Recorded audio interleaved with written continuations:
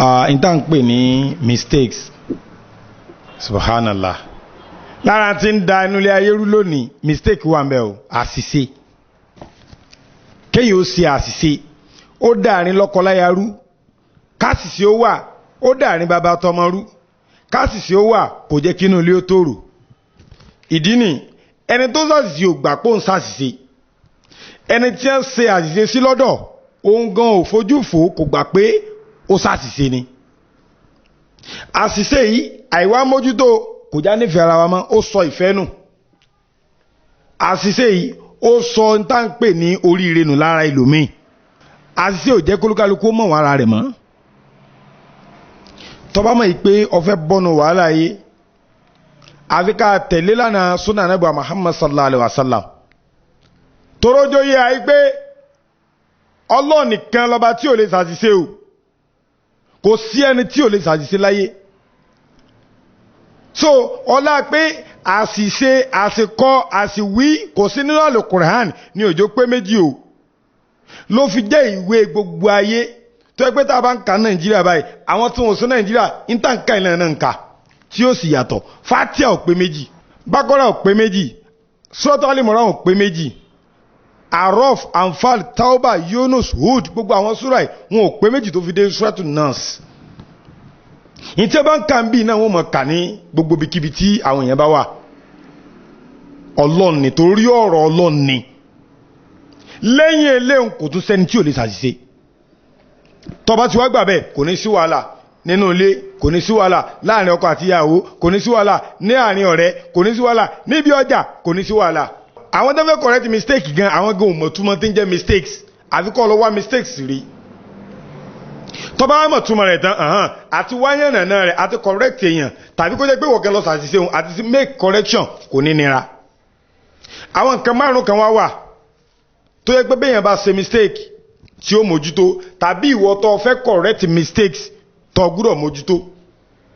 Àkọ́kọ́ ńbẹ̀ kọ́kọ́ identify problem yẹn gangan. Àṣìṣe yẹn mistake yẹn kọ́kọ́ wá rí. Kí ni ń fà á táwọn yẹn fi hate mi? Ṣàṣìṣe mi ló fà á. Kí ni ìbàdàn pé tí n bá sọ̀rọ̀ wọn ò fẹ́ gbọ́ ṣàṣìṣe ni? Táṣìṣe ń tọ́ ọ̀bá lọ dá mọ̀ pé ń tọ́ ibi ọtí ń ṣe mistake ní ẹlòmíì ìgbéraga ní fi ń ṣàṣìṣe o. Ọ̀rọ̀ ẹni ẹlòmíì fi ń ṣàṣìṣe. Kódà ìmúra lásán ló mẹ́lòmíì ṣàṣìṣe. Ìrìn ẹsẹ̀ lásán ló mẹ́lòmíì ṣàṣìṣe. Ó lọ wádìí bóyá bó ṣe máa ń sọ̀rọ̀ ní òdá.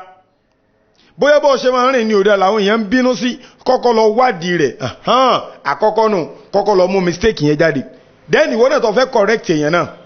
Ẹni tó fẹ́ correct tó máa ṣe rẹ̀ ọ̀ ń bínú rẹ̀ nù ìlara lálẹ́ kàyún kún. Ó kọ́kọ́ máa àṣìṣe tó ṣe tó dẹ́ hàn sí gbogbo ayé tó hàn sí wọn náà. Àìfìfẹ́ ẹnu dájọ́. Tó bá wọn kọ́ fẹ́ fìfẹ́ ẹnu dájọ́ àjẹpọ̀ tí ń wà kan tí ò dánu. Àṣìṣe wà identify rẹ̀ wà mú jáde. Ẹni ó fẹ́ sọ pé tó fẹ́ correct ó wá sọ pé àṣìṣe tó ń ṣe ní tó náà fojú rí táwọn èèyàn náà dẹ̀ rí. Ìwọ náà tá ń ṣàṣìṣe ìwọ náà kọ́kọ́ mú jáde pé okay ìyàwó ní ṣàṣìṣe lọ́dọ̀ ọkọ rẹ̀ ni mú jáde pé àṣìṣe tí mò ń ṣe ni o ń tọkọ mi ò fẹ́ ni o. Ní Yorùbá máa fi ń sọ wípé ọbẹ̀ tí bá lé ilé ìjẹ ìyálé ilé ò gbúdọ̀ ṣe o. Àṣìṣe ni wọ́n fẹ́ correct. Lẹ́yìn ìgbà náà ta ló responsible fún kinní un? Gbà wípé àkọ́mọ́ wa ni. Wọ́n nílùú tí ò sófin ẹ̀sìn ò sí mbẹ̀. Adégbé bófin bá ti wà ẹ̀sìn ó wà kò sẹ́ni tí ò lè ṣàṣìṣe. Kódà tó bá jẹ́ pé wọ́n lọ bá responsible fún àṣìṣe mọ́ blame ara rẹ̀. Don't blame yourself. Consider it as a mistake. Tó bá jẹ́ pé ìwọ lọ fẹ́ correct èèyàn má bu o. Kàjọ́ mọ̀ pé n tó ṣẹlẹ̀ yìí àṣìṣe ni ìwọ́de lọ fà o. Kọ́kọ́ ó pé ìyàwó n tó ṣẹlẹ̀ yìí àṣìṣe ni ọwọ́ rẹ̀ dẹ̀ ló ti wá o. Kíyàwó pe ọkọ bá lè mi Ọlọ́run jẹ́ pẹ́ fún wa àṣìṣe ni ẹ̀dẹ̀ mọ́ blame ara yín o torí pé Ọlọ́run bá nìkan lọ́ba tó pé wọ́n ti correct ẹnu ó jẹ́ kó mọ̀ pé òun ló wà responsible fún àṣìṣe òun but ọwọ́n sọ pé ẹ̀yin náà lẹ́fà náà á ti kíní gangan ẹ̀yin lẹ́fà o tó bá ṣe pé kíní kan ẹ̀yin lẹ́ndà ogun ẹrú o kò ní gbọ́ o. Ẹlẹ́ẹ̀kẹta communicate effectively. Ẹni ó fẹ́ sọ fún pé òun ló ṣàṣìṣe ẹ̀lẹ̀lẹ̀ lọ́ọ́ fi sọ fún o. Mọ bọ́ọ̀sì gbé kalẹ̀ tí ò tó fi ní jẹ́ ìbínú fún mọ bó ṣe sọ fún tí òfin ní di wàhálà. Ibi ọ̀pọ̀lọpọ̀ ti wá sọnù ní pàápàá jùlọ àwọn ẹlẹ́sìn mùsùlùmí. Ibi àti sọnù nù. Ẹni tó bá mọ́sálásí tó ní kó bẹ̀rù Ọlọ́run bóyá nítorí pé wọ́n níkà àbí nítorí pé rojọ́ àbí nítorí pé fóònù rẹ̀ ríngì ọ̀wá ń sọ̀rọ̀ pé kó bẹ̀rù Ọlọ́run ó ti ṣàṣìṣe ṣùgbọ́n bó ṣe ń correct ẹ̀ yẹn ó communicate pẹ̀lú rẹ̀ pẹ̀lú làákàyè tọ́lọ́ndé sọ fún Kùránì pé ẹ pè sójú ọ̀nà Ọlọ́run bá bẹ̀rẹ̀ hikima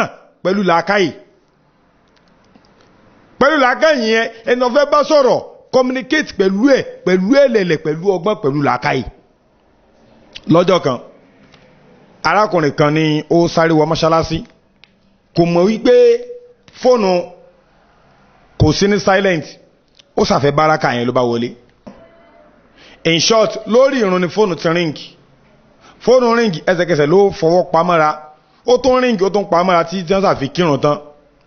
ìmáàmù bá kọjú ẹ̀yìn ìmáàmù mọ̀ sọ̀rọ̀ sí o ìmáàmù mọ̀ bú o ìmáàmù mọ̀ bá wí o pé ẹ dàgbà náà ṣe lè wà ń kọ́ọ̀tù báyìí kí fóònù mọ̀ ríngì ẹ̀dẹ̀ wọn ṣe ra láìsí pé bóyá ẹjọ́ ọmọ kékeré ọlọ́mọ̀lá ń sìn náà ẹ̀ wọ́n ṣe ra rárá ẹ̀ dìde láàrin ọ̀pọ̀ èèyàn ẹni ẹ̀dẹ̀ dìde rẹ̀ bọ́ta tẹ́lẹ̀tẹ́lẹ̀ ẹni ẹ̀sẹ̀ padà wọ sínú ẹ̀sìn ni ìmọ̀ mọ̀ kú mu ìmọ̀ ṣe tí ò dáa tẹ́lẹ̀ ṣùgbọ́n ẹ̀sìn Islam ti ń yé díẹ̀díẹ̀ ó dẹ̀ hate ẹlòmíì kò like insult ó dẹ̀ fàbùkù kan ó embarrass láàrin ọ̀pọ̀ èèyàn ó tún gbé dìde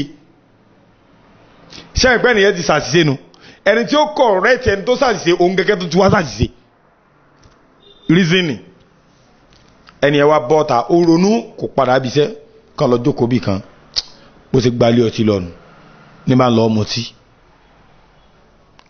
ibi tí mo ti tó ń rántí ọ̀rọ̀ pé òun láàrin àwọn èèyàn yóò fọwọ́ ṣe báyìí mo ti fọwọ́ gbá kọ́ọ̀pù kan jábọ́ ni gbóòsì kọ́ọ̀pù bá fọ́ wàhálà òdì méjì ẹni tó ní ilé ọtí ó wá ṣe kòńgẹ́ngbà náà ló bá lọ bá ọba ní brọ́dà kí ló dé tẹ̀ ń ronú ẹ má bínú ó yá fún wa ní kọ́ọ̀pù mi wọ́n dẹ̀ tọ́jú rẹ̀ wọ́n ṣe dáadáa fún ó ní lílé ọtí náà ti ṣe ń dáadáa wọ́n sì bùn jáde nílé Ọlọ́run òun ṣètò ọlọ́mọ ọtí ló mọ̀ mu ta ló kó sí wàhálà látara àṣìṣe àwọn náà tó wá ṣàṣìṣe ẹni tó fẹ́ bá sọ̀rọ̀ communicate with them effectively má jẹ́ kó le ọ̀rọ̀ tó fẹ́ bá wọn sọ má jẹ́ kó le òun ti gbà kó ń ṣàṣìṣe òun gẹ́lẹ́ mọ́mọ́ fẹ́lẹ́lẹ́ bá sọ̀rọ̀ kó ṣàṣìṣe kó fi lè gbọ́ fẹ́lẹ́ bá sọ̀nà sẹ́nu gbọ́ wá gbé sí Ọlọ́run lọ́mọ làwọn èèyàn wá jọ lójúmọ́ èèyàn wà mọ́sálásí ọ ní òbẹ̀rù Ọlọ́run ẹni tí ò kígbà kí lọ fẹ́ sọ fún tó bá yẹ pé bí àwọn action wa àwọn apá kejì wá ṣe ń pẹ̀pẹ̀ sọ́jọ́ náà lọ́ba làánà máa ń pè sọ́jọ́ náà lọ́ba ni ní problem nínú Islam but àti mú ó ti le jù àti mú Islam le jù láhìyá ó fi dìní kò sì sí ti pánú ẹ̀sìn ẹ̀lẹ̀lẹ̀ ni bẹ́ẹ̀ mi bá gùdù níwàásí mo lè má gùdù àti kọ́ mọ́ ń kéw bẹ́ẹ̀ mi bá gùdù àti kọ́ mọ́ ń kéw mo lè má gùdù àti ṣe jálàbí Ọlọ́run sálà ń pè sáà má ti ṣe ní tí ò dáa